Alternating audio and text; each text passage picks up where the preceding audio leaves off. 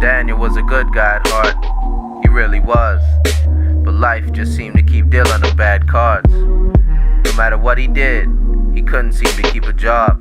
And the first time he tried selling drugs, he sold to an undercover and got sentenced to 6 months in jail. He was tired, and he didn't know which way to turn. Life was getting darker and darker by the day, and he was getting colder. His frustration building, and he needed something soon. While walking up the street from a nearby convenience store, he ran into an old friend that was on his way to rob a gas station, and he asked him if he wanted in, and they could split the money down the middle.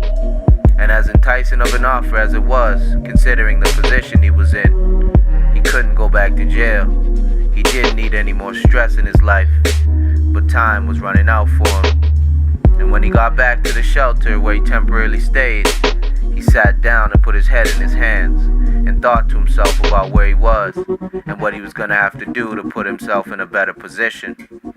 And he began brainstorming about ideas of things he could do. And he looked over at a flyer advertising for companies looking for people to test new products, and some looking for people who were willing to donate blood.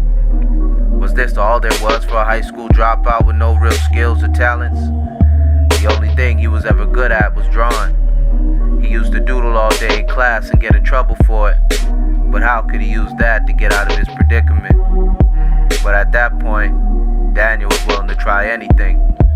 So he began drawing and writing whatever came to his mind. When he drew, he thought of images that he saw on the streets. In his mind, he saw homeless people fighting in lines at shelters and sleeping in boxes.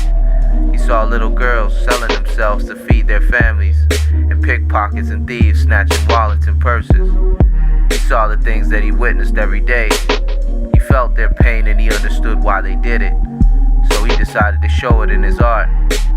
He drew images of it all, but he showed it from their perspective, in hopes that the everyday person would understand and have sympathy for him. And to his surprise, his art began to go viral, and began opening the eyes of a lot of people. Eventually, he was being called to have his art presented in art galleries all across the country. But Daniel never wanted to get rich off the pain of the people he came from without bringing them along with him in some way and giving back.